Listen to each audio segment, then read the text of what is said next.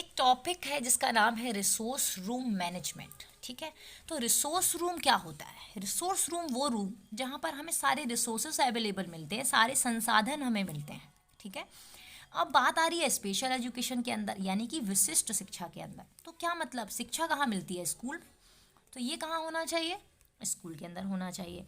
Indian government कह रही है कि रिसोर्स रूम जो है बेहतरीन तरीके से हर एक स्कूल में होना चाहिए, कि अगर किसी बच्चे को स्पेशल नीड है तो वो बच्चा रिसोर्स रूम के थ्रू अपनी पढ़ाई पूरी कर सके, यानी कि बेसिक लर्निंग तो एटलीस्ट कर सके।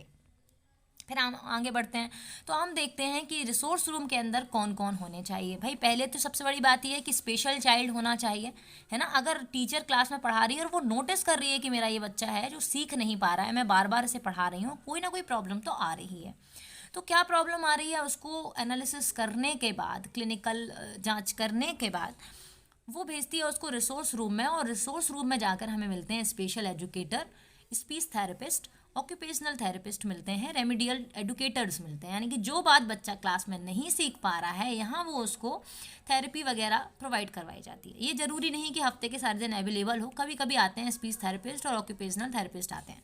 रेमिडियल एडुकेटर वहाँ पे हमेशा मौजूद रहता है, जो बच्चे को रिसोर्स रूम के थ्रू एजुकेशन प्रोवाइड करवा सके। रिसोर्स रूम के अंदर क्या क्या अवेलेबल मिलेगा हमको? पहली चीज़, टीचिंग लर्निंग मटेरियल मिलेगा, जो कि क्लासरूम से बहुत डिफरेंट होगा, थोड़ा सा यूनिक होगा, थोड़ा सा क्रिएटिव होगा, नया होगा। मेड्स होंगी, पजल होंगे, पिक्चर की बुक होगी, बुलेटिन बोर्ड होंगे, है ना, कुछ इंटरेस्टिंग चीज़ें होंगी, तो ताकि बच्चा उसे आसानी से सीख सके।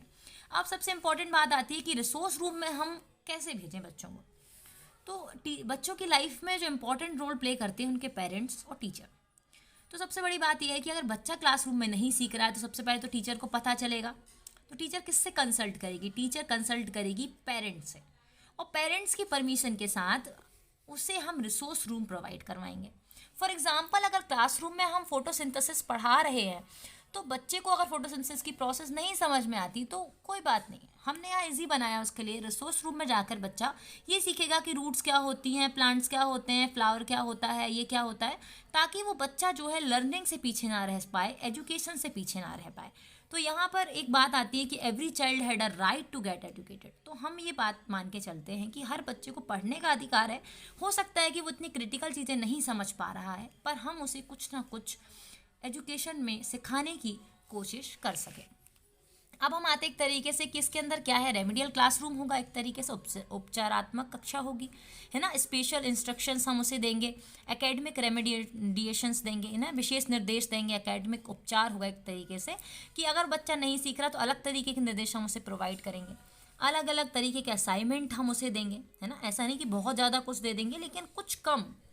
नॉर्मल क्लासरूम टीचिंग से बच्चे को कुछ कम सिखाएंगे, पर इतना अच्छा सिखाएंगे कि बेचारा इन चीज़ों से पीछे ना रह पाए, है ना। क्योंकि बच्चे के अंदर जो कन्फ्यूज़न डेवलप हो रहा है वो चीज़ बहुत ही डेंजरस हो सकती है उसके फ्यूचर के लिए। तो हम चाहते हैं कि वो एजुकेशन से जुड़ा रहे। ठीक है, उसके बाद बात करते हैं कि हमारा जो रिसोर्स रूम है वो कैसा होना चाहिए। तो सबसे इंपॉर्टेंट बात आती है कि भाई रिसोर्स रूम जो है अट्रैक्टिव होना चाहिए। ऑब्वियसली क्लासरूम से तो अट्रैक्टिव होना चाहिए, वैसे आजकल तो क्लासरूम भी बहुत अट्रैक्टिव होते हैं, लेकिन कंफर्टेबल भी वो होना चाहिए, क्योंकि वहाँ पर हम एक ऐसे बच्चे को भेज रहे हैं जो क्लासरूम टीचिंग में अच्छे से लर्न नहीं कर पा रहा है ना। नॉन डिस्ट्रैक्टिंग होना चाहिए। सबसे इंपॉर्टेंट यही बात है कि भाई क्लासरूम में डिस्ट्रैक्शन हो रहा है, या हो सकता है बच्चा स्पेशल नीड वाला हो तो जल्दी डिस्ट्रैक्ट हो रहा हो, तो वो जो वहाँ का इन्वायरमेंट है वो नॉन डिस्ट्रैक्टिंग होना चाहिए।